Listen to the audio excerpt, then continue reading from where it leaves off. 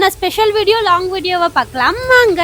இத்தனை வாட்டி நாங்க டூர் போகும்போதும் வெளியே போய் தான் சாப்பிடுவோம். வீட்டுல சமைச்சு ஒரு வாட்டியும் எடுத்துட்டு போனதே இல்ல. ஆனா இந்த வாட்டி வீட்டுல இருந்து சமைச்சு எடுத்துட்டு போய் வெளியே எங்கன்னா உட்காந்து சாப்பிடணும்னு ஒரு ஆசை. அதனால வீட்லயே சப்பாத்தி தக்காளி தொக்கெல்லாம் சேர்ந்து செஞ்சுட்டோம். மத்தியானத்துக்கு மட்டும் சிம்பிளா பிரிஞ்சு மாதிரி செஞ்சு சாப்பிட்டுட்டு ஒரு 3 மணிக்குள்ள கிளம்பிடலான்னு கிளம்பியாச்சு. எங்க வீட்டுல எல்லாருமே டீ ரொம்ப குடிப்போம். அதனால ஒரு கடையா நிப்பாட்டி போறதுக்கு கண்டிப்பா நாளைக்கு மத்தியானமே ஆனாலும் சொல்றதுக்கு இல்ல. எனக்கு ரொம்ப நாள் ஆசை எங்க மாமா கார் ஓட்டி நான் பக்கத்துல உட்காந்துட்டு போகணும்னு. அந்த ஆசை இன்னைக்கு எனக்கு நிறைவேறிடுச்சு. விழுப்புரம் கிட்ட போயிட்டு வண்டிக்கும் நம்மளுக்கும் கொஞ்ச நேரம் ரெஸ்ட் கொடுக்கறதுக்காக அங்கேயே கொஞ்ச நேரம் நின்று ஸ்நாக்ஸ் எல்லாம் சாப்பிட்டுட்டு, ரெண்டாவது சிஸ்டருக்கு 8 months அப்படின்றதுனால அவளை அப்படியே ஒரு சீட்ல படுக்க வச்சிட்டோம். இருந்தாலும் லாங் டிராவல் பண்றதுனால அங்கங்க நிப்பாட்டி போனா அவளுக்கும் நல்லது அப்படின்றதுக்காக ரொம்பவே நிப்பாட்டி தான் போனோம். வீட்டுல இருந்து வண்டி எடுத்து இது வரைக்குமே ஒரு 5-6 கடையில நிப்பாட்டிட்டோம். இதோட திருச்சி போய் தான் வண்டியை நிப்பாட்டணும், சாப்பிடுறதுக்கு தான் நிப்பாட்டணும் அப்படின்னு சொல்லிட்டு ஃபுல் மைண்ட்ல போயிட்டு திருச்சியை ரீச் பண்ணியாச்சு. அங்க ஹைவேல ஒரு ஹோட்டலை பார்த்துட்டு எல்லாருமா ரோட் சைடே உட்காந்து சாப்பிடலாம்னு நம்ம வீட்டுல சமைச்சு எடுத்துட்டு வந்ததுலாம் எடுத்தாச்சு.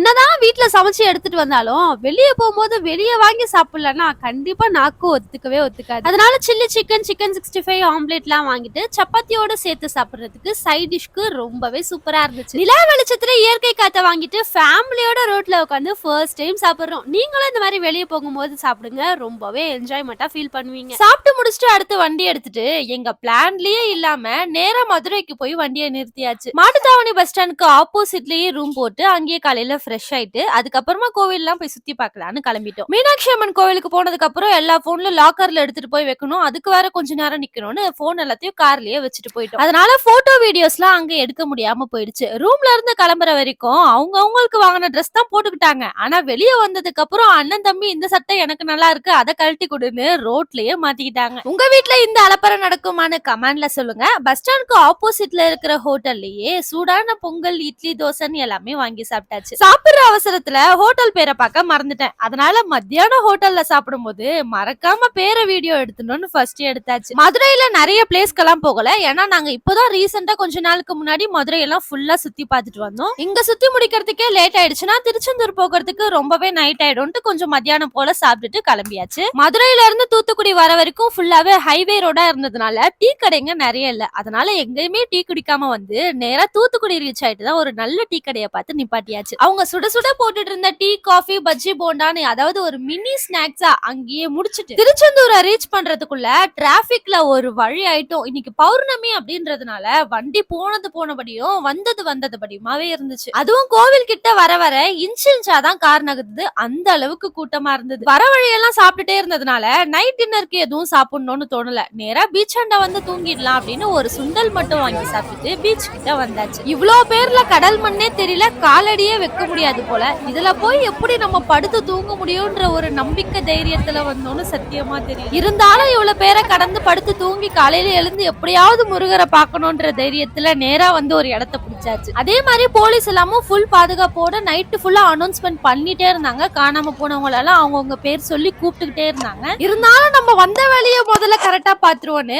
பசங்க எல்லாம் பத்திரமா பக்கத்திலேயே போட்டுட்டு ஒரு சூப்பரான தூக்கத்தை தூங்கி எழுந்தாச்சு. நாங்க நைட்டு படுக்கும் போது பக்கத்துல நிறைய பேர் படுத்துட்டு இருந்தாங்க. ஆனா காலையில எழுந்துக்கும் போது அவங்க எல்லாம் எங்க போனாங்கன்னே தெரியல. இவ்வளவு பேரை கடந்து எப்படா சாமி பார்க்க போறோம் அப்படின்ற பயம் வந்துருச்சு. திருச்செந்தூருக்கு வந்ததுல நாங்க கத்துக்கிட்டது என்னன்னா, நல்ல நாள்ல மட்டும் போய் சாமி பார்க்கணும்னு நினைக்கவே கூடாது. ஒரு சாதாரணமான நாள்ல வந்து ஃப்ரீயா உட்காந்து சாமி பார்க்கணும்னா ரொம்பவே நல்லா பார்க்கலாம். நேரா போய் கடல்ல குளிச்சுட்டு கிணத்துல குளிச்சுட்டு சாமி பார்க்கலான்னு போனா கோவிலுக்கும் சாமி பார்க்கிற கியூவுக்குமே இருக்கிற டிஸ்டன்ஸே கிட்டத்தட்ட 10 கிலோமீட்டருக்கு இருக்கும் போல இருக்கு. அதுவுமே 1-2 லைன் இல்ல, 4-5 லைன் இருக்கு. இன்னைக்கு முருகரை எப்படா பார்க்க போறோம்னு நினைச்சிட்டு மேக்கப் பண்றதுக்கெல்லாம் கூட யோசிக்காம குளிச்சுட்டு அந்த ஈர துணியோடய முருகரை பக்கம் கிளம்பியாச்சு. கடல்ல குளிக்கிறதுக்கே இங்க கியூ இருக்கும் போல இருக்கு, அந்த அளவுக்கு ஜனம் இருக்காங்க. இதுல நாழி கிணறுல குளிக்கணும் அப்படின்னா ரொம்ப கஷ்டம் தான். இந்த வீடியோ பாக்குற நீங்க திருச்செந்தூர் எத்தனை வாட்டி வந்திருக்கீங்கன்னு மறக்காம கமெண்ட்ல சொல்லுங்க. நான் இப்போ 3வது வாட்டி வந்திருக்கேன். சாமி பார்த்துட்டு வெளியே வந்தவங்க கிட்ட நீங்க எப்ப போய் கியூல நின்னீங்க, எப்படி சாமி பாத்தீங்கன்னு கேட்டா, நாங்க நைட்டு வந்து கியூல நின்னோம், இப்பதாங்க சாமியை பார்த்தோன்னு காலையில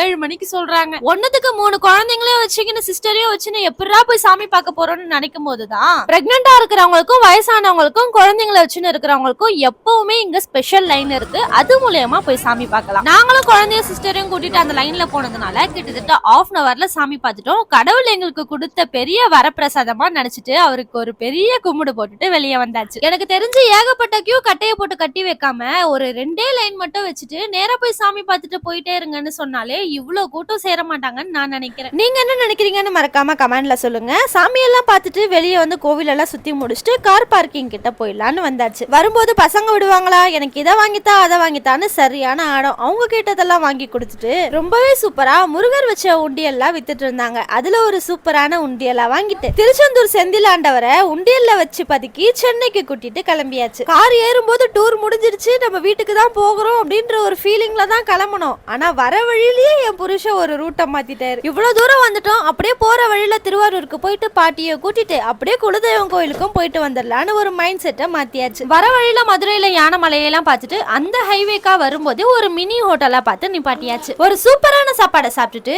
இந்த vlog இந்த லஞ்சோட முடிச்சுக்கிறேன். vlog கண்டினியூவா பார்க்க நம்ம சேனலை சப்ஸ்கிரைப் பண்ணிக்கோங்க. வீடியோ பிடிச்சிருந்தா மறக்காம லைக் பண்ணிட்டு போயிடுங்க. இதோட நான் நெக்ஸ்ட் வீடியோல வரேன். வீடியோல எதனா குறை இருந்தா மறக்காம கமெண்ட்ல சொல்லிட்டு போங்க.